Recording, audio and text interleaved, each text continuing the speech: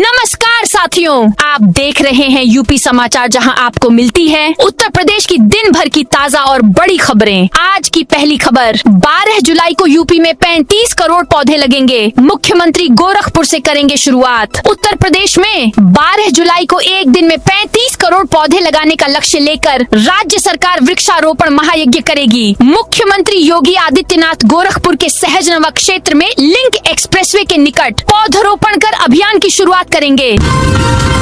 राम मंदिर चढ़ावा चोरी दान गिनने वाले 23 कर्मचारियों का इस्तीफा। राम मंदिर चढ़ावा चोरी मामले में सुप्रीम कोर्ट 13 जुलाई को सुनवाई करेगा। चीफ जस्टिस सूर्यकांत की अध्यक्षता वाली बेंच 3 याचिकाओं पर सुनवाई करेगी। याचिकाओं में जांच सीबीआई को सौंपने और एसआईटी के गठन की मांग की गई है। साथ ही मंदिर में दान के प्रबंधन से जुड़े अलग अलग विषयों की समीक्षा के लिए एक्सपर्ट कमेटी बनाने की भी मांग की गई है। इधर मंदिर में चढ़ावा गिनने वाले 23 कर्मचारियों ने गुरुवार को एक साथ इस्तीफा दे दिया। उनका कहना है कि चोरी की घटना के बाद 10 से 20 रुपए के नोट बढ़ गए हैं, जिससे गिनती में ज्यादा समय लग रहा है। पहले 500 रुपए के नोटों की 70 से 80 गड्डियां बन जाती थीं, अब बमुश्किल 15 गड्डियां बन रही हैं।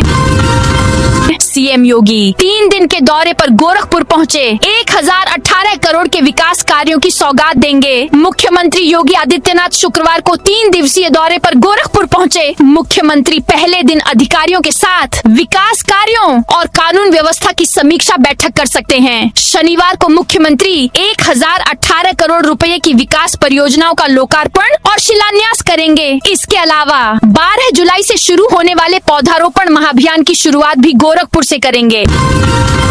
यूपी में बारिश से हालात बिगड़ गए हैं। शुक्रवार सुबह 5 बजे से वाराणसी, कानपुर, प्रयागराज समेत 30 शहरों में रुक रुक कर बारिश हो रही है। लखनऊ में पूरी रात बारिश हुई। बाकी जिलों में बादल छाए हैं। बीच बीच में हल्की धूप निकल रही है। मौसम विभाग ने 49 जिलों में गरज चमक के साथ बारिश का अलर्ट जारी किया है। खराब मौसम के चलते मेरठ, सहारनपुर, मुरादाबाद और गाजियाबाद समेत 13 जिलों में 12वीं तक के स्कूल बंद कर दिए गए। यूपी में 25 लाख किसान क्रेडिट कार्ड बनेंगे। 2 लाख करोड़ बांटेंगे। उत्तर प्रदेश में मानसून की एंट्री के साथ ही खेती किसानी के काम ने रफ्तार पकड़ ली है। सीजन में किसानों को पैसे की किल्लत न हो, इसके लिए यूपी सरकार ने बड़ा फैसला लिया है। प्रदेश में 25 लाख नए किसान क्रेडिट कार्ड के सीसी बनाए जाएंगे। इसके तहत किसानों को 5 लाख तक का फसल आवरण बेहद सस्ते ब्याज और बिना किसी गारंटी के मिल सकेगा।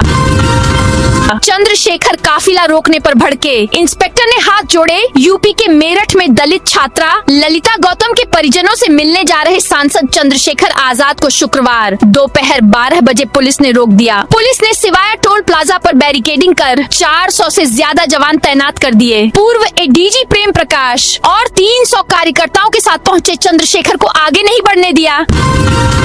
योगी बोले, हनुमानगढ़ी में नमाज पढ़वाने का पाप किया था, क्या जामा मस्जिद में हनुमान चालीसा का पाठ करवा पाएंगे? अयोध्या राम मंदिर चढ़ावा चोरी के बीच सीएम योगी आदित्यनाथ ने शुक्रवार को सपा कांग्रेस पर जमकर हमला बोला। उन्होंने जनसभा को संबोधित करते हुए कहा, जो लोग आज आस्था की बात करते हैं, याद करिए, इन लोगों ने हमारे पवित्र हनुमानगढ़ी में नमाज पढ़वाने का काम किया था। सीएम योगी ने कहा, आप कल्पना करिए कि क्या कोई जामा मस्जिद में हनुमान चालीसा का पाठ कर पाएगा? क्या सरकारें करवा पाएंगी? क्या सपा और कांग्रेस करवा पाएगी? अगर नहीं तो अयोध्या में हनुमानगढ़ी की सीढ़ियों पर नमाज पढ़वाने का पाप क्यों करवाया? नाबालिग को वाहन दिया तो अभिभावकों पर होगी कार्रवाई। उन्नाव में जिलाधिकारी घनश्याम मीना ने शुक्रवार को विकास भवन सभागार में आयोजित जिला सड़क सुरक्षा समिति की बैठक में अधिकारियों को कड़े निर्देश दिए। उन्होंने सड़क दुर्घटनाओं पर प्रभावी अंकुश लगाने के लिए लापरवाही बर्दाश्त न करने की बात कही। यूपी में सालों पहले जमीन मकान खरीदने वालों पर आयकर का शिकंजा कस सकता है। विभाग ने 10 से 12 साल पुराने संपत्ति सौदों की फाइलें फिर खोली हैं। यूपी और उत्तराखंड के करीब 3000 लोग जांच के दायरे में आ गए हैं। इन लोगों से संपत्ति खरीद में खर्च रकम, आय का पूरा हिसाब बताने को कहा गया है। लखनऊ के थाने में दरोगा ने 1.5 लाख घूस मांगी। लखनऊ के रहीमाबाद थाने में तैनात दरोगा गुड्डू प्रसाद पर 1.5 लाख रुपए घूस मांगने के आरोप लगे हैं। इसका एक वीडियो सामने आया है, जिसमें वह एक मामले की विवेचना में आरोपी को बचाने के एवज में यह रकम मांग रहे हैं। वीडियो में वह कह रहे हैं, इतना पैसा मिलेगा तो मैं भी लिख दिया करूंगा कि आरोपी घर में नहीं मिला, खोजने की कोशिश नहीं करूंगा। योगी बोले, राम भक्तों पर गोलियां चलवाने वाले माफी मांगे। मुख्यमंत्री योगी आदित्यनाथ शुक्रवार को बस्ती जिले के हरैया पहुंचे। उन्होंने सपा और कांग्रेस पर जमकर हमला बोला। योगी ने कहा, पहले जो पैसा कब्रिस्तानों में खर्च होता था वह अब भद्देश्वर और तपसी धाम में लगाया जा रहा है। पहले वक्फ बोर्ड के नाम पर पैसा लूटा जाता था। सपा, बसपा और कांग्रेस वक्फ के नाम पर गरीबों को उजाड़ते थे। हमने उन्हें बसाने का काम किया है। कौशाम्बी में महिला टीचर ने अभिभावक को चप्पल से पीटा। कौशाम्बी में एक महिला शिक्षक द्वारा स्कूल परिसर में एक अभिभावक को चप्पल से पीटने का वीडियो सोशल मीडिया पर तेजी से वायरल हो रहा है। यह घटना चरवा थाना क्षेत्र के काजू गांव स्थित सरकारी विद्यालय की बताई जा रही है। जानकारी के अनुसार एक बच्चे का अभिभावक अपने एक साथी के साथ विद्यालय में आधार कार्ड संबंधी जानकारी लेने गया था। नवोदय विद्यालय कक्षा 6 प्रवेश के लिए पंजीकरण शुरू। हरदोई पिहानी कस्बा स्थित जवाहर नवोदय विद्यालय इटारा पिहानी हरदोई ने नए शैक्षिक सत्र के लिए प्रवेश प्रक्रिया शुरू कर दी है। विद्यालय के प्राचार्य निर्भय कुमार ने शुक्रवार दोपहर 1 बजे एक प्रेस नोट जारी कर कक्षा 6 में प्रवेश हेतु ऑनलाइन पंजीकरण फॉर्म लाइव होने की जानकारी दी है। कानपुर देहात में स्कूल वाहनों की सुरक्षा पर प्रशासन सख्त। कानपुर देहात में स्कूली छात्र छात्राओं की सुरक्षा सुनिश्चित करने के लिए जिला प्रशासन और पुलिस ने कड़ा रुख अपनाया है। शुक्रवार को जिलाधिकारी कपिल सिंह और पुलिस अधीक्षक श्रद्धा नरेंद्र पांडेय की संयुक्त अध्यक्षता में जिला विद्यालय परिवहन सुरक्षा समिति की बैठक हुई। इस बैठक में प्रदेश सरकार की राज्य मंत्री स्वतंत्र प्रभार प्रतिभा शुक्ला भी वर्चुअल माध्यम से शामिल हुई। रामपुर में खाद गोदाम में यूरिया भीगा टपकती छत से बोरियों हुई गीली। रामपुर के शहजाद नगर स्थित पीएससी खाद गोदाम की बदहाल व्यवस्था शुक्रवार को हुई मामूली बारिश में सामने आ गई। गोदाम की छत कई जगह से टूटी हुई है, जिससे बारिश का पानी सीधे अंदर रखी यूरिया खाद की बोरियों पर टपक रहा है। दोपहर करीब 1:30 पर गोदाम के मुख्य द्वार पर भी जलभराव हो गया। सामूहिक विवाह के बाद भी दिव्यांगों को मिलेगी प्रोत्साहन राशि। मुख्यमंत्री सामूहिक विवाह योजना के तहत विवाह करने वाले दिव्यांग युवक युवतियों को अब अतिरिक्त प्रोत्साहन की धनराशि भी मिलेगी। पहले सामूहिक विवाह योजना का लाभ लेने के बाद उसी उद्देश्य से दोबारा अनुदान नहीं दिया जा सकता था, लेकिन दिव्यांग जनों को आत्मनिर्भर बनाने और समाज की मुख्य धारा से जोड़ने के उद्देश्य से इस व्यवस्था में विशेष प्रोत्साहन जोड़ा गया है। कन्नौज के 19 मंदिरों में एमपी फंड से सोलर लाइट लगवाएंगे अखिलेश यादव। उत्तर प्रदेश के कन्नौज जिले में धार्मिक स्थल सोलर लाइटों की रोशनी से जगमग होंगे। इसके लिए समाजवादी पार्टी के राष्ट्रीय अध्यक्ष और कन्नौज सांसद अखिलेश यादव ने सांसद निधि से अपने क्षेत्र के 19 मंदिरों और धार्मिक स्थलों पर सोलर लाइट लगाने के प्रस्ताव को मंजूरी प्रदान की है। इसके साथ ही सरायमीरा में एक हाईमास्ट लाइट तथा ग्राम मानपुर में 500 मीटर सीसी सड़क निर्माण को भी स्वीकृति दी गई है। सांसद अखिलेश यादव ने प्रस्तावों को मंजूरी देने के साथ ही आगे की कार्रवाई के लिए डीएम के पास भेज दी है। इटावा में माइनर की खंडी फटी, 200 बीघा खेत डूबे। इटावा के बसरेहर विकास खंड स्थित ग्राम पत्तापुरा के पास अगूपुरा रिटोली माइनर की खंडी लगातार बारिश के बीच टूट गई। गुरुवार रात से पानी खेतों में भरने लगा, जिससे करीब 200 बीघा से अधिक कृषि भूमि जलमग्न हो गई। खेतों में पानी भरने से धान की तैयार नर्सरी डूब गई है और किसानों को भारी आर्थिक नुकसान की आशंका है। अतीक अहमद गैंग का एक और कारनामा आया सामने। माफिया अतीक अहमद के गैंग और अफसरों के गठजोड़ का एक नया मामला सामने आया है। 1 दशक पहले कसारी मसारी और ऐनुद्दीनपुर में माफिया के हौसले इतने बुलंद थे कि उसने लगभग 22 बीघा प्रयागराज विकास प्राधिकरण की जमीन अपने नाम दर्ज करा ली थी। मामला संज्ञान में आने के बाद जब डीएम मनीष कुमार वर्मा ने मुख्य राजस्व अधिकारी संजय पांडे से इसकी जांच कराई तो सच सामने आया। चित्रकूट में मंदाकिनी का जलस्तर बढ़ा, रामघाट की 8 सीढ़ियां डूबी। मध्य प्रदेश के सतना जिले के मजगवा कोठी के जंगलों में गुरुवार रात हुई तेज बारिश का असर शुक्रवार को धर्मनगरी चित्रकूट में दिखाई दिया। दोपहर करीब 12 बजे से मंदाकिनी नदी का जलस्तर तेजी से बढ़ने लगा, जिससे रामघाट और आसपास के घाटों पर हलचल बढ़ गई। लखनऊ कानपुर एक्सप्रेसवे का 13 जुलाई को उद्घाटन प्रस्तावित। उन्नाव लखनऊ कानपुर एक्सप्रेसवे का उद्घाटन 13 जुलाई को प्रस्तावित है। इस अवसर पर रक्षा मंत्री, केंद्रीय केंद्रीय सड़क परिवहन एवं राजमार्ग मंत्री और मुख्यमंत्री के कार्यक्रम प्रस्तावित हैं। प्रशासन ने वीआईपी दौरे को देखते हुए तैयारियां तेज कर दी हैं। यूपी में 20 IAS का ट्रांसफर, इनमें 8 महिला अफसर। योगी सरकार ने गुरुवार देर रात 12 बजे 20 IAS अफसरों का ट्रांसफर कर दिया। इनमें 8 महिला अफसर हैं। 3 अफसर ऐसी हैं जिन्हें महज 6 महीने में ही अहम पद से हटा दिया गया। इनमें राजस्व विभाग की सचिव सुधा वर्मा, चिकित्सा शिक्षा विभाग की सचिव महानिदेशक सारिका मोहन और महानिरीक्षक निबंधन नेहा शर्मा हैं। निषादों का विरोध करने पर प्रधान भी नहीं बन पाएंगे। बलिया में गुरुवार को उत्तर प्रदेश सरकार के कैबिनेट मंत्री संजय निषाद एक ब्राह्मण कार्यकर्ता को जातिगत समीकरणों पर नसीहत देते हुए दिख रहे हैं। मंत्री ने कार्यकर्ता से कहा कि उनकी जाति के लोग उन्हें विधायक नहीं बनने देना चाहते हैं, जिसका वीडियो भी सामने आया है। अयोध्या में योगी ने बदले 2 नगर पंचायतों के नाम। मुख्यमंत्री योगी आदित्यनाथ आज अयोध्या के दौरे पर हैं। अयोध्या में सीएम योगी ने 432 करोड़ की 217 विकास परियोजनाओं का करेंगे लोकार्पण और शिलान्यास किया। इस मौके पर सीएम योगी ने घोषणा करते हुए कहा कि अब से 2 नगर पंचायतों के नाम बदले जाएंगे। भद्रसा का नाम बदलकर भरत नगर भरतकुंड किया जाएगा। ये भगवान राम के छोटे भाई भरत के सम्मान में किया जा रहा है। वहीं खिरौनी सोहावल नगर पंचायत का नाम अब मान ज्वाला देवी के नाम से होगा। संभल में शुक्रवार को जुमे की नमाज कड़ी सुरक्षा व्यवस्था के बीच अदा की गई। इस दौरान लगभग 900 से 950 लोग मौजूद रहे। सुरक्षा सुनिश्चित करने के लिए रैपिड रिस्पांस फोर्स और प्रांतीय सशस्त्र कांस्टेबुलरी को तैनात किया गया था। यह व्यवस्था 24 नवंबर 2024 की हिंसा के बाद विवादित धार्मिक स्थल के आसपास की गई थी। अंबेडकर नगर के अंबेडकर पार्क में प्रवेश शुल्क लागू। अकबरपुर स्थित अंबेडकर पार्क में अब प्रवेश शुल्क लागू कर दिया गया है। पार्क की व्यवस्थाओं को बेहतर बनाने के उद्देश्य से जिला उद्यान अधिकारी की अध्यक्षता में आयोजित समिति की बैठक में यह महत्वपूर्ण निर्णय लिया गया। समिति के निर्णय के अनुसार 5 से 10 वर्ष तक के बच्चों के लिए 5 रुपये और 10 वर्ष से अधिक आयु के लोगों के लिए 10 रुपये का प्रवेश शुल्क निर्धारित किया गया है। नियमित रूप से आने वाले आगंतुकों के लिए 200 रुपये का मासिक पास भी उपलब्ध रहेगा।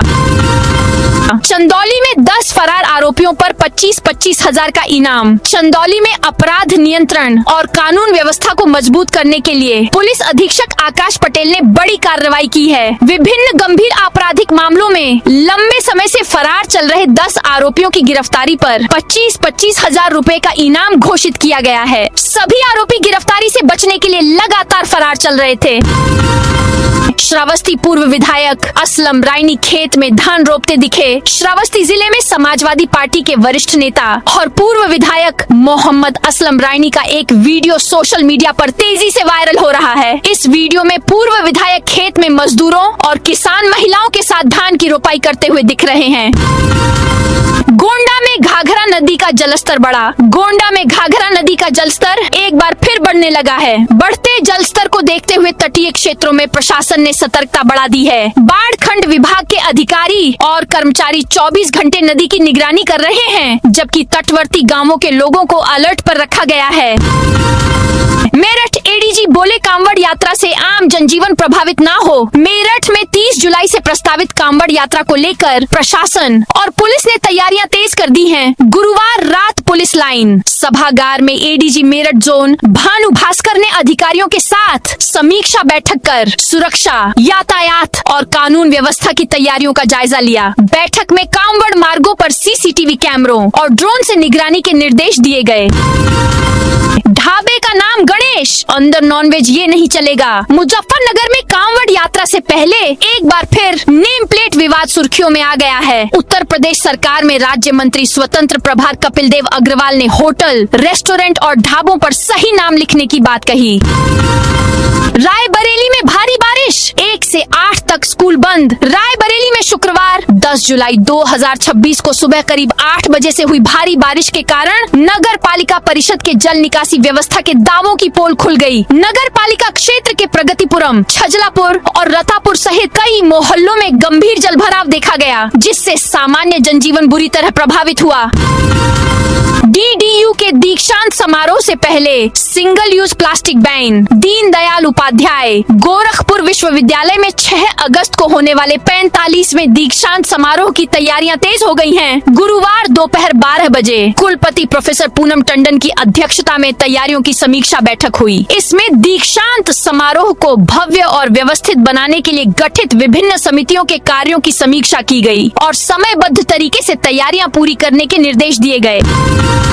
राहुल गांधी को वाराणसी कोर्ट से राहत सिखों पर दिए गए बयान मामले में रिवीजन अर्जी खारिज। राहुल गांधी को वाराणसी कोर्ट से गुरुवार की शाम बड़ी राहत मिली। अमेरिका यात्रा के दौरान सिखों पर दिए गए बयान को भड़काऊ और गृह युद्ध भड़काने वाला बताकर डाली गई रिवीजन याचिका को कोर्ट ने खारिज कर दिया।